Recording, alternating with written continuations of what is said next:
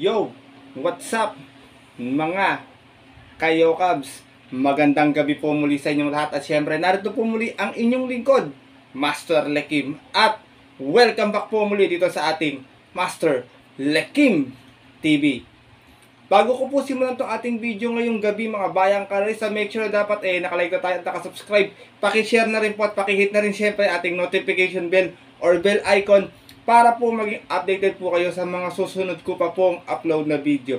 At ngayong gabi mga bayang karista, meron tayong maagang konting silip, giya at least analysis sa karera para po ngayong araw ng Biyernes. Thank God, it's Friday Racing, January 19, 2024. Dito po muli sa Metro Turf Malbar, Batangas at meron po sila inandang 7 races na magsisimula po sa ganap na alas 5 ng hapon. Pag paumanin ko medyo hindi natapat yung ating mga giya ngayong nagdaang Miyerkules, mga bayang karisa, may tayo nakadihado, medyo dehado yung back to back na first race natin kayo na si Extra Addition, nakagraduate na rin siya sa wakas. Tsaka yung nanalong si Queen Lewis na nakinabang to sa Luciano sa ating race number 2. Pero I hope this Friday kana makadihado po tayo at makatulong po sa inyo ito ating konting silip at giya. Na syempre po hindi ko na rin papapatagalin agad dyan. Pupunta natin agad dyan bayang karista matapos lamang po ating maikling intro. Kaya let's go mga kayo Cubs!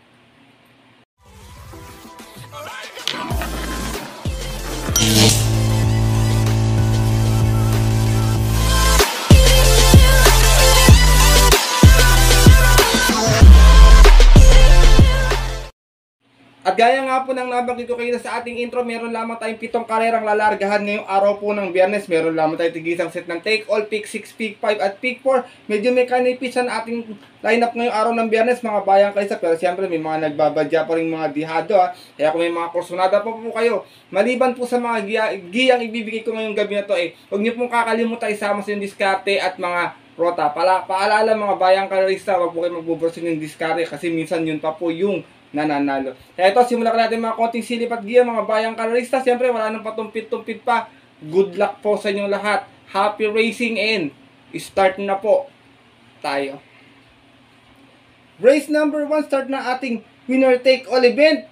1200 yung ating distansya at isa itong mababang grupo. Pilracom waiting list class 5 point split. Meron tayong 6 runners na maglalaban-laban. Lahat po ito may panalo mga bayang kalisa kasi alam ko pag 6 runners lang po, dalawa lang po pinipili ko dyan. Mga 7 pataas po, 3 na po ating giya. Kaya kayo na pong bahala kung may nais kayo maidagdag dito sa grupo na to mga bayang karerista. Pili na po ako. Magandang karera to, magkakaroon ng early speed battle ito mula sa 3, 4, 5, 6. Pwedeng makapupol sa dalawang derimating 1-2 kung sakasakali. Kung makakalapit sila sa pacing ng karera, pwede naman pong makatapos isa sa matutunan kung sakasakali ano yung mga naididiskarte ng sunod lamang. Kaya ito, first choice ko, numero 1, Todo Pong. Narerendahan po ni Berjomel Galieta. Last run sa 1200, dumating itong segunda. Maganda tinakbo ito kay Berjomel last time. Meron itong 116 flat, 5 sa 8 naging outings niya.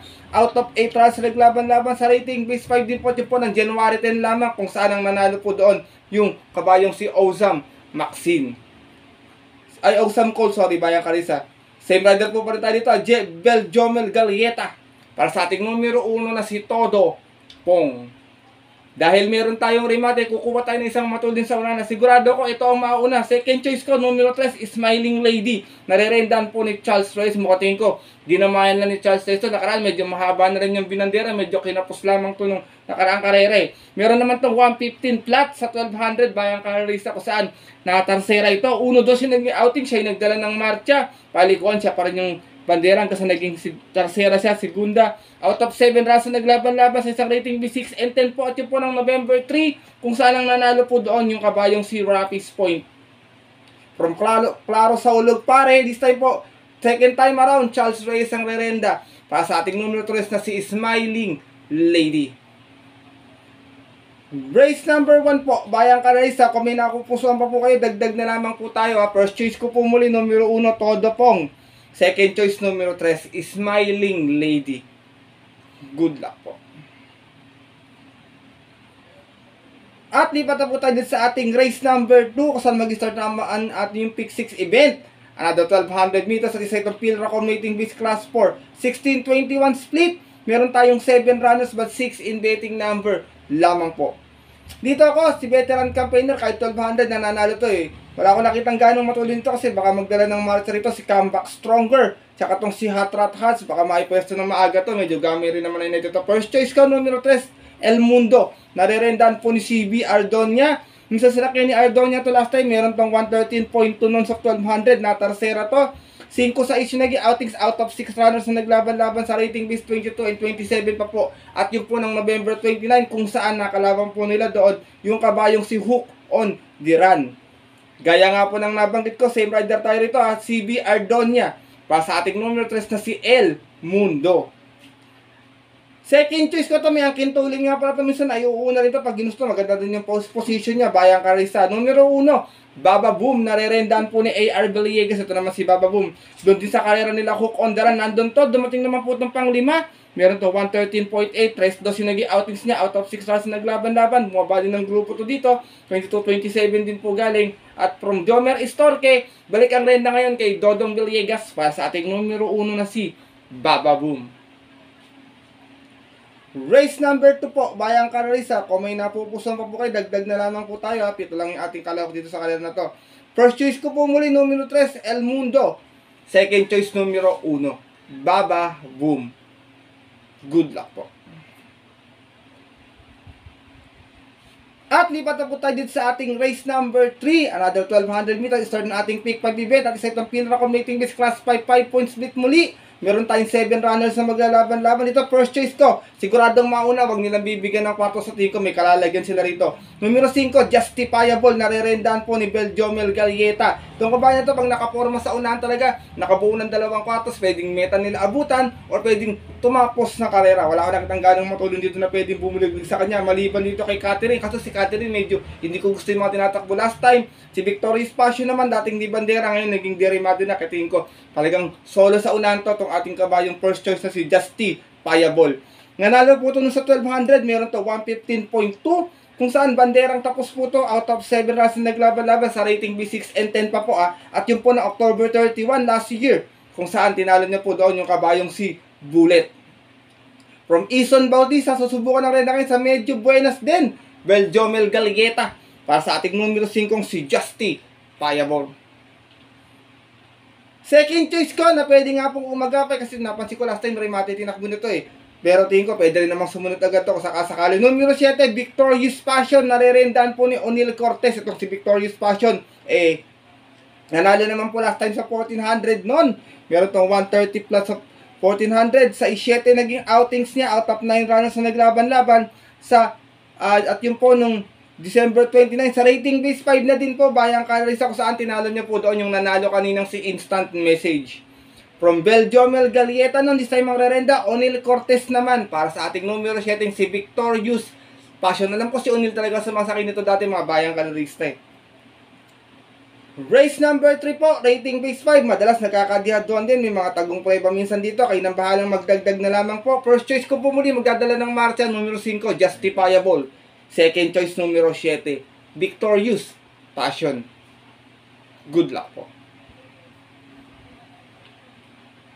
At dako na po tayo sa ating race number 4 kung saan mag-start naman po ating pick 4 event. Sa itong Pilra Commating Base Class 5, 11 to 15 split, 1200 mula ating distansya. Meron tayong 7 runners na maglalaro, 8 runners by 8 runners pero 7 in betting number lamang po, Bayang Carissa. Dito ako, first choice ko, siguradong mauna to kung sakaling hindi bubuliglig si High Honors at si Sheltex Magic, pwedeng makaporma to. Tingin ko, hinug na rin tong kabayan na to, last time sinubukan na. Numero 4, Megan Maxi, narerendahan po ni Charles Reyes, meron tong 113.8 sa 1200 noon. Nasigunda to kung saan umalis ito ng 2-2, out of 7 runs na naglaban-laban, rating base 11 to 15 din po yung po ng December 28, kung saan ang nanalo po doon, yung kabayong si Walking on Sunshine. From JB Hernandez, isa yung mangrerenda, Charles Reyes. Para sa ating numero 4, si Megan Maxine. Kung sakali nga pong di siya makapagbigyan sa unahan, gaya nga po ng mga si Sheltex Magic at si High Honors, pwedeng makinabang po yung mga nakaagapay or pwedeng nakasunod agad na ordinary mating malakas rumimate kahit 1200. Second choice ko po, pwedeng nakaagapay lang agad to eh. Numero 6, Day X Machina. Nalirendahan po ni Allison Pabilik, itong si Day X Machina. May 128 plus sa 1400 kung saan dumating itong Tarsera noon. Umalis ito ng 5-5 out of 12 rounds naglaban-laban sa rating base 16 and 21. Bumaba po ng grupo to dito. At yung po ng December 29 kung saan ang nanalo po doon last race yung kabayong si Eutychus. Same rider pa rin tayo dito, Alison Pabilik para sa ating numero 6 na si JX Makina. Race number 4, Bayang Karerista. Kung may napupusuan pa po kayo, wali ating kalihok dito. May mga panalo pa po talaga iba dyan. Kagaya nila Color Blast na malalakas or Mimate. Kayo na pong bahalang magdagdag na lamang. First choice ko po muli, numero 4, Megan Maxine. Second choice, numero 6, DayX Makina. Good luck po. At narito na tayo sa ating race number 5. Another Pilracom waiting base class 5 5-point split and another 1200 meters. But this time, meron naman tayong 8 runners na maglalaban-laban. Ito, magandang karera to, mga bayang karera. Pwede kong makita sa unahan dito. Eyes on Sunrise, Ring Abel, na pwede magbigay ng early speed agad sa unahan. Laparoscopy, may tulin din po ito. Pero dito ako, tingin ko, nanalo na yung kakwadran nito kayo, si Private Dining. First choice ko, numero 4, Eyes on Sunrise, nare-rendahan po ni JD King Flores. Belated happy birthday sa'yo, paring King Flores, ha, birthday niya kanina. Wednesday, nag-celebrate siya ng birthday niya. Nanalo siya, yun nga si Private Dining sa kanya. Itong si Eyes on Sunrise ay meron tong 128 flat sa 1400 noon, kung saan nanalo po ito.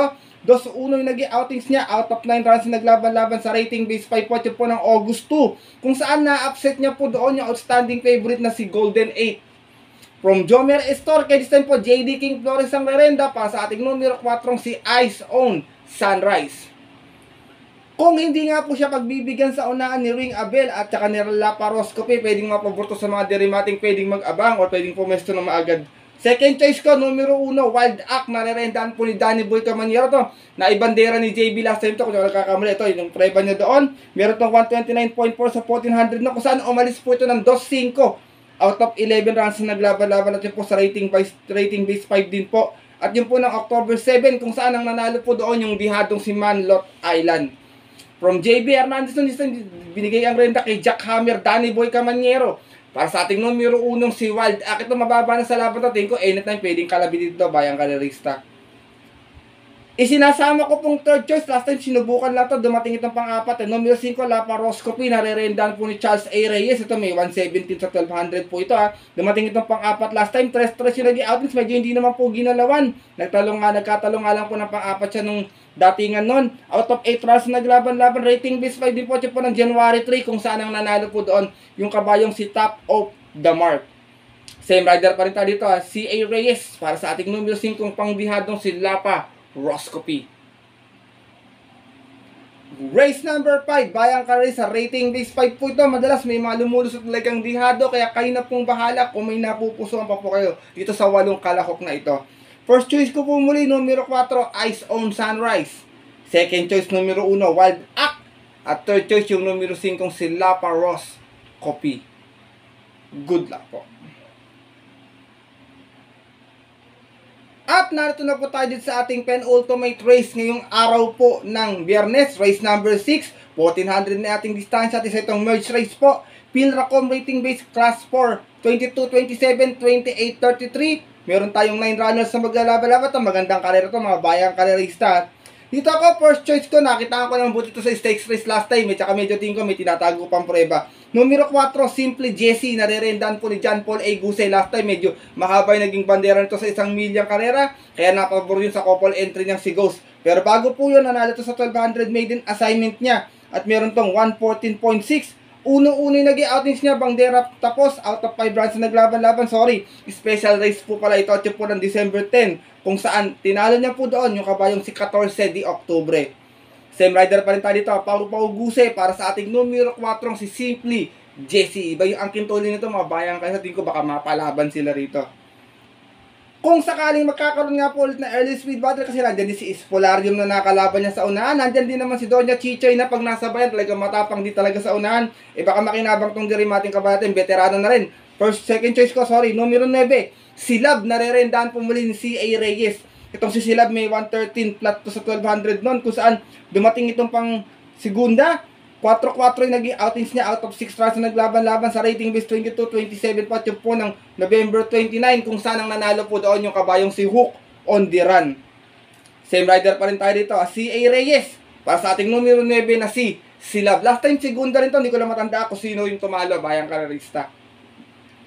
Isinasama ko pong third choice ito pag matapang sa unahan to, pag nakaporma talaga, kahit malucha to, talagang bumabalik pa. Tsaka talagang Iba yung Aaron to pag nakaporma, pag siya talagang nakakuha ng unahan agad.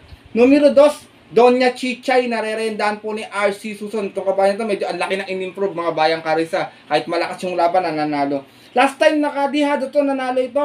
Meron to 128.2 sa 1400 kung saan umalis ito ng 1-1. Banderang tapos out of 11 rounds na naglaban-laban sa rating base 28 and 33. Medyo umakyat nga lang po ng laban sa rito mga bayang karista. Diyan po ng January 5 kung saan tinalo niya po doon yung kabayong si Luke Skywalker.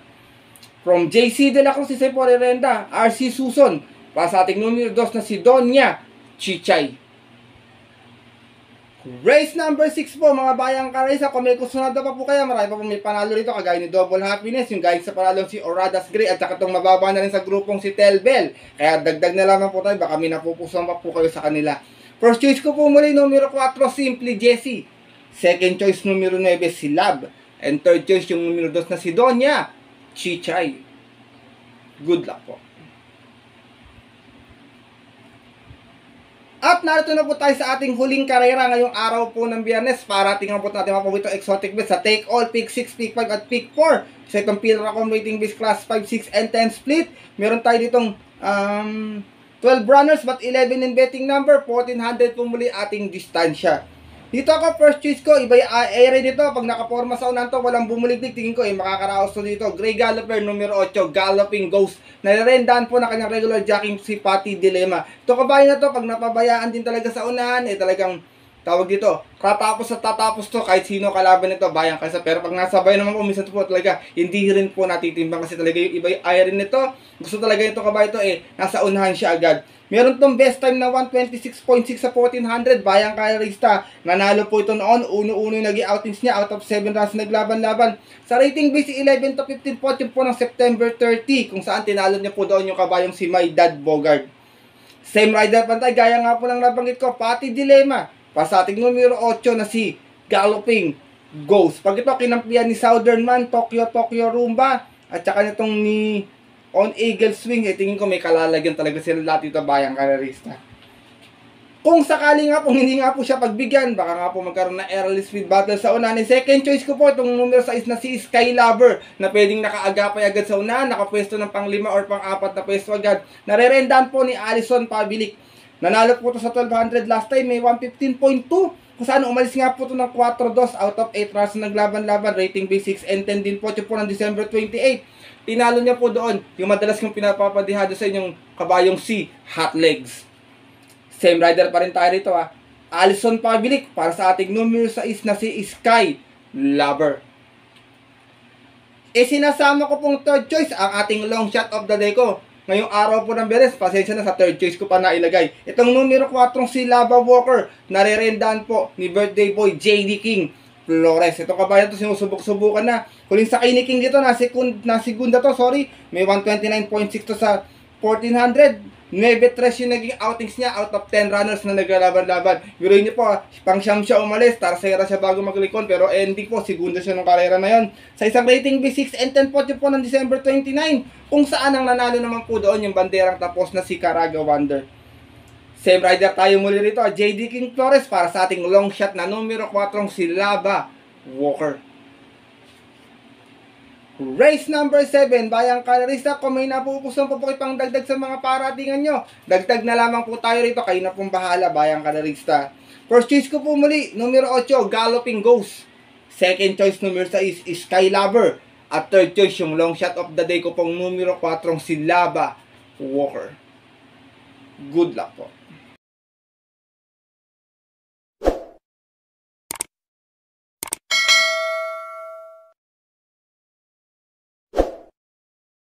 At yun po mga bayang karerista at ang ating mga kayokals, natapos na po ito ating maagang konting silip at giya. Ngayong araw po ng Biyernes, sana po makatulong sa inyong diskarte at pananayat. Maaari niyo pong pagbasihan to kung makikita niyo po yung programa paglabas po bukas bayang karerista, kasi hindi ko pa sure kung sino yung mga mayayamado dito.